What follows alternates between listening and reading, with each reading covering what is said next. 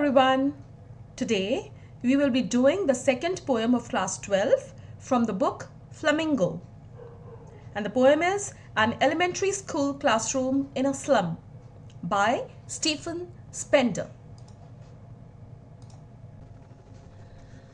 Stephen Spender was born in 1909 in England. He was a poet, novelist, and an essayist. The major themes his works were based on were social injustice and class struggle. The God That Failed was a very famous novel of his. And this poem is a part of it. This is a lyrical poem. Lyrical means that he expresses his emotions in an imaginative or a beautiful way. Now, before I start with the poem, I want to tell you a little about life in slums. For the millions of youth living in slums, daily life is very grim. Kids start their lives on poverty front lines without access to education, infrastructure, or sanitation. They are subject to hunger and disease and are thrust prematurely into adult responsibilities. This poem by Stephen Spender gives a vivid description of a school classroom in a slum and the children in the class. The children have gloomy faces, their heads hanging low in sadness due to poverty and depression. Spender voices his concern for these children. There are 4 stanzas in the poem. The first depicts despair in the class. The second stanza depicts negligence as the classroom is unkempt. Unkempt means not maintained and is not in accordance with the children of slums. The third stanza depicts the reality of their lives and poses a quest. The fourth stanza is an appeal to the lawmakers to bring light and positivity in the life of children of slums. Now, I'm starting with the poem. I have broken the stanzas into small bits so that I can explain every line well. On the left, you will find the poem, and on the right is my explanation. I have also highlighted the various poetic devices used by Spender. Stanza 1. Far, far from gusty waves, these children's faces, like rootless weeds, the hair toned round their pallor. The tall girl with her weighed down head. In these lines of stanza 1, Stephen Spender shows us that the condition of the children in a slum school is pathetic. Their world is far away from our healthy, fresh environment, and it can clearly be seen on their faces that have a depressed expression. In the first line, far, far is a repetition to stress on the fact that there is a wide gap or distance between the lives of these children from the fresh and energetic environment of ours. Gusty waves, again in the first line, means sudden rush of strong winds or energy. So in the first line itself, Spender wants us to know that the expression of the faces of these children are far away from the energetic environment in which we live. Going on further, he says, they are like rootless weeds, unwanted and cast out. Their hair is unkempt and untidy, and their faces clearly show the plight of their existence. Here, in the second line, like rootless weeds is simile. He has used like, he's comparing them with the rootless weeds, and it is used to say that these children have no foundation of any values and they seem to be unwanted like the rootless weeds. As you all know, weeds are unwanted grass, so they also look like that. Further, he goes on to talk about a tall girl. A tall girl is described by the poet.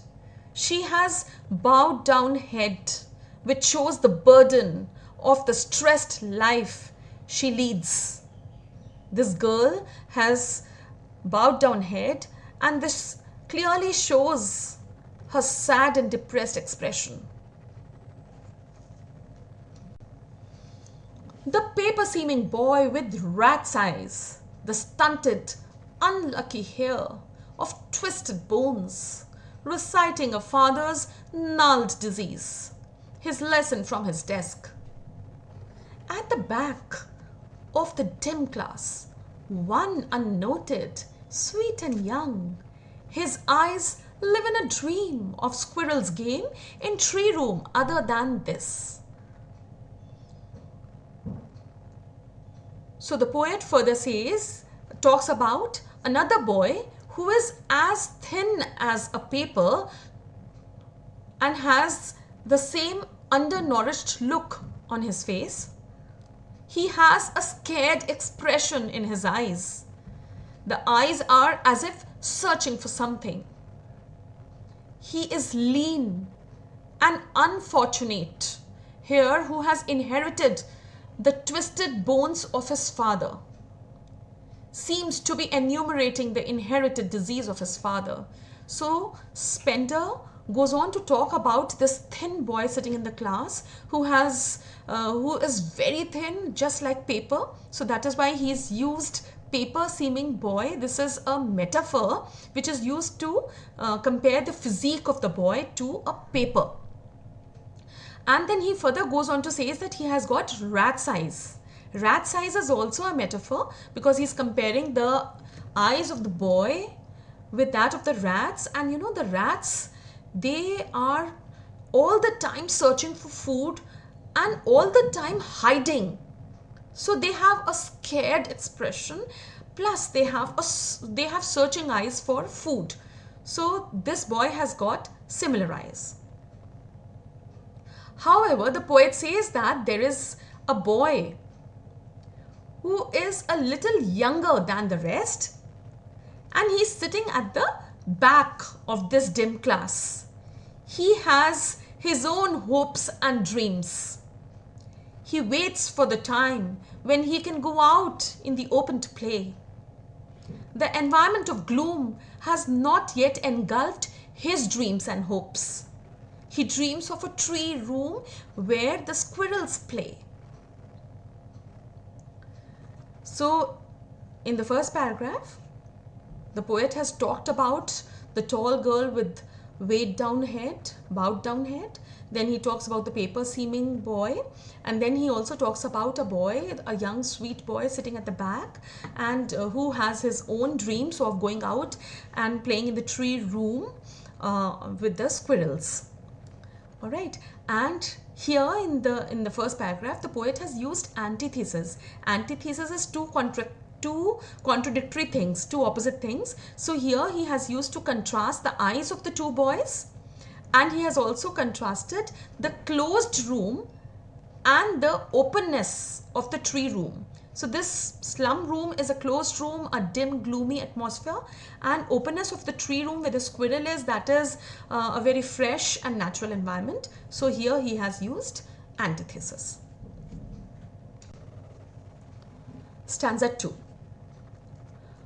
On sour cream walls, donations, Shakespeare's head, cloudless at dawn, civilized doom riding all cities, belt, flowery, Tyrolese valley, open-handed map awarding the world its world. In the second stanza, the poet describes the classroom, which is also dirty and neglected like its inhabitants. The classroom too exhibits an atmosphere of depression and glum. The walls are cream in color, and on them gifts given as donations are hung. A bust of the great poet Shakespeare with a background of a sky is put on. His bald head looks like a rising sun, that is, light of knowledge, symbol of education, culture and knowledge. So the poet goes on to say that this classroom is having sour cream walls. When children are coming from their homes, they need to be in a good colorful class where they enjoy, where they are able to imagine, where they are able to learn, where they will want to learn. But here the rooms are unkempt. This is because of the negligence. The rooms are sour, and some donations, the gifts and all given by people, that are hung on the wall. And we also see that there is the bust of Shakespeare. Shakespeare is known worldwide for his knowledge. So his picture is hung there, and there is a sky at the back, and his bald head looks like a rising sun. Rising sun also means to say light of knowledge, because he is known for education, culture and knowledge. So this picture looks like that. Further, the poet says that the walls have pictures of splendid Tyrolese valley full of churches, flowers, greenery, which is a sharp contrast to the atmosphere of this slum classroom. There is also a map hung there, which is actually totally different from the world of these children, which is full of poverty and hunger. The world given to us by God is full of all these bounties, which are unknown to the children here. The children here living in the slums have never gone out. They have never seen the beautiful Tyrolese valley. They have never been to these places. All these places, all these pictures, the donations, the the bust of Shakespeare, all this is of no meaning for these children. They will never be able to understand. So these things have been put there, and this is not in accordance with the condition of the children there. And yet, for these children, these windows, not this map, their world, where all their futures painted with a fog. A narrow street sealed in with a lead sky, far, far from rivers, capes and stars of words. The poet goes on to enlighten us that these children can get the glimpse of the outside world from the windows, and it is far beyond their reach. They are far from nature. These slum children have a bleak and foggy future in store for them. Their future is painted with fog. It is blurred by hopelessness. Instead of normal blue sky, they live under the lead sky. Lead sky that is dark, dull and polluted. This shows that there is no hope for them. The atmosphere hints at their monotonous life, and the slum children remain confined throughout their lives, confined to the filth and dirt of the narrow slum streets. They are away from the glory of natural beauty, of the rivers, the mountains, and the stars. In these lines, lead sky is a metaphor, and it is used to compare the sky's color. The sky in the slum area is dark, dull, and polluted. Lead has also got a grey color, so that is the comparison made.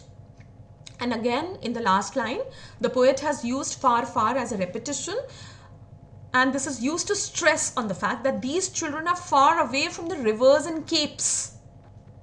And the last lines, the last phrase that Spender uses is stars of words. That means light of knowledge. So these children are away from all the natural beauties, the bounties that we are gifted with. And even they are far away from knowledge of this kind. So the pictures that are hung there in the classroom are not in accordance with the condition of these children.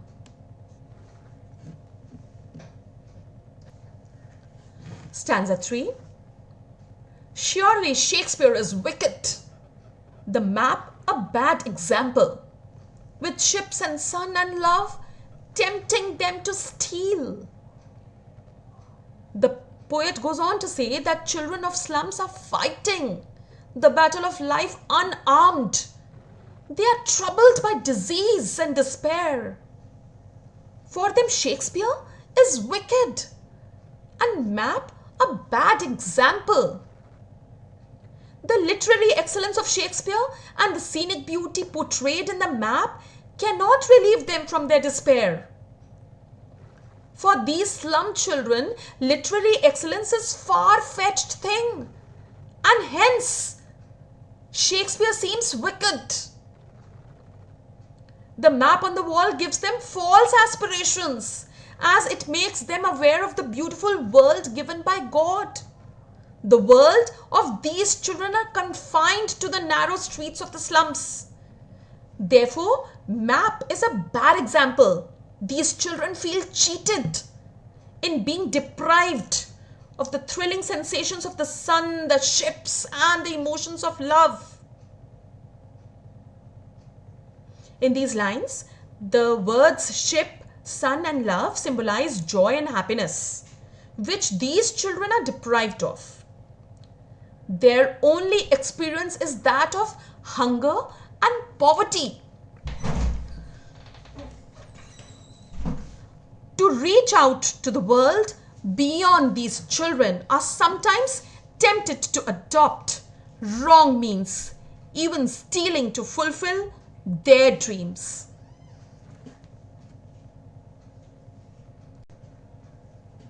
For lives that slyly turn in their cramped holes, from fog to endless night. On their slag heap, these children wear skins peeped through by bones and spectacles of steel, with mended glass like bottle bits on stones. The poet goes on to say that these slum children live in cramped holes, striving and struggling for survival in the small, dirty rooms, from fog to endless night, from foggy mornings till long, endless nights, trying to meet both ends, trying to survive. The cramped holes here in these lines is a metaphor indicating their small homes that are fully filled. From fog, we can see FF is used here, and this is alliteration, and alliteration is used, why? It is used to create rhythm and mood by the poet. Alright, and fog and endless night are metaphors, as the latter, that is the fog, indicates daytime, which is blur, and the former, that is the endless night, indicates to never-ending torture. The poet goes on to say the slum children live on slag heaps, that is piles of waste material, Their world is full of dirt and garbage. These children are very weak and undernourished. They look like skeletons as their bones peep through their thin skin. They are seen wearing steel-rimmed spectacles which are cheap, heavy and uncomfortable, and that are worn and mended. Their life is like bottle bits on stones. Like bottle bits on stones, this poet has used a simile here to compare and tell us, to inform us that their lives are shattered and broken like bits of bottle on a stone. When a bottle breaks into pieces, their life is just like that. All their time and space are foggy slum. So blot their maps with slums as big as doom. The poet goes on to say that their world is comprised of foggy slums where they live nightmares. Nightmares like bad dreams. That is their reality. Slums are the reality for these children. Their homes where they spend their life. Their dreams are broken by harsh realities of life. All their time and space are foggy slum. Here the poet has used metaphor to show that their life is so dirty, dark, harsh, and without hope. The maps displayed in their classroom are no reality for them. They cannot locate their slums in these maps. So why put them there? It is urgently required to give these slum inhabitants means and opportunities to lead a dignified and civilized life. Stanza 4 is the final stanza in which the poet appeals to the governor and inspector. Let us see what he says. Unless governor, inspector, visitor, this map becomes their window, and these windows that shut upon their lives like catacombs.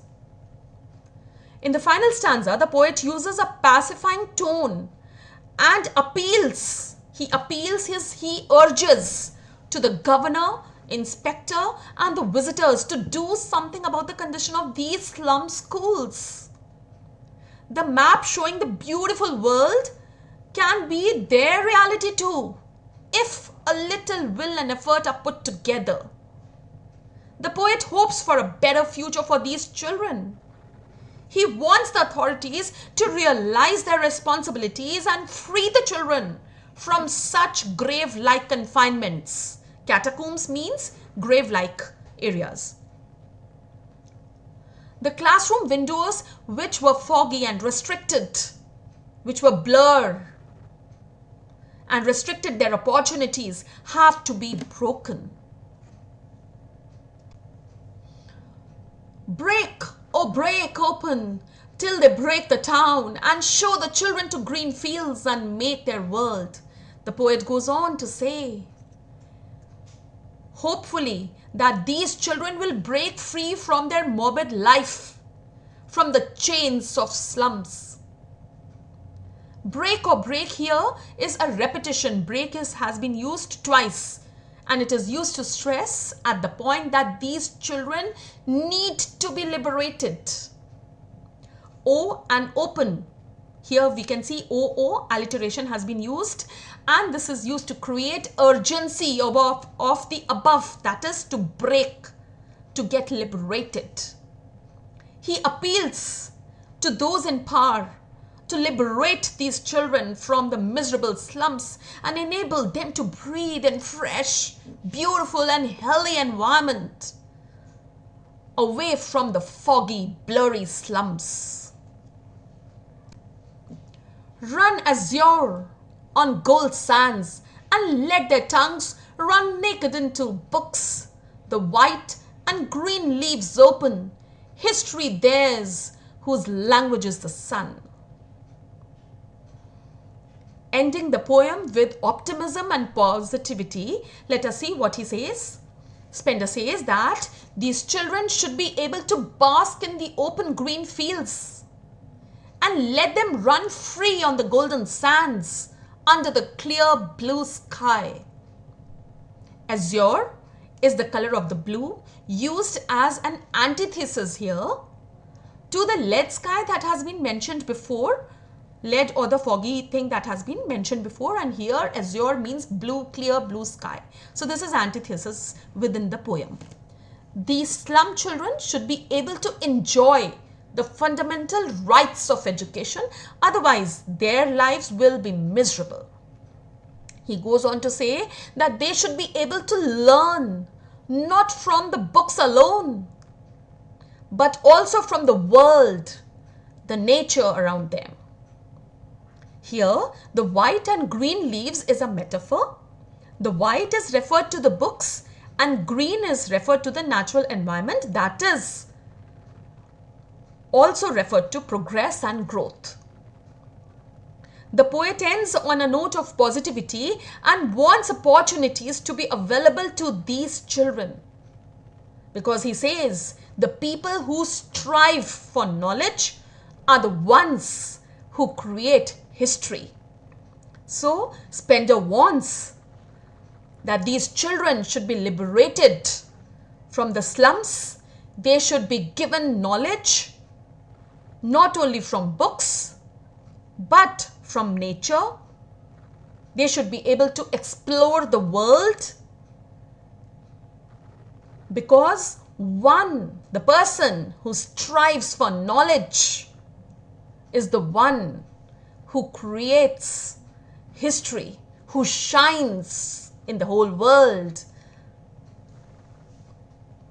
So this was the poem. Let us see the tone and theme.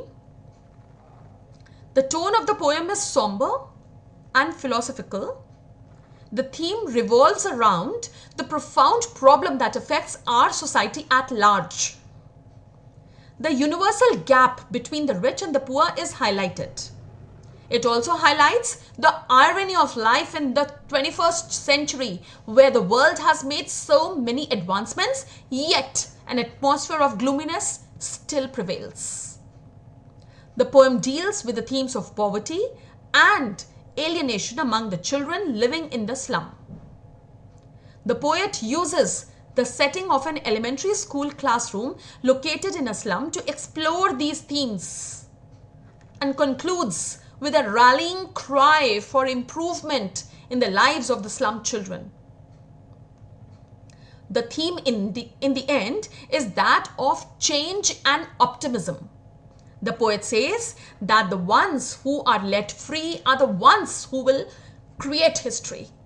People who outshine others, who glow like the sun, who break free from the constraints of their restricted life, are the ones who create history. So wonderfully, Spender has put his words and brought out the plight of these slum children. Go through the poem as a whole, read the explanation, hear to what I have said. Also, focus on the poetic devices used by the poet to stress different things, to compare, and if you have any problem, obviously put it in my comment section. I have even mentioned my email ID. You can also put your questions there. And yes, if you have still not subscribed my channel, please like, share, subscribe, and do let me know how the explanation was. Thank you. Have a nice day.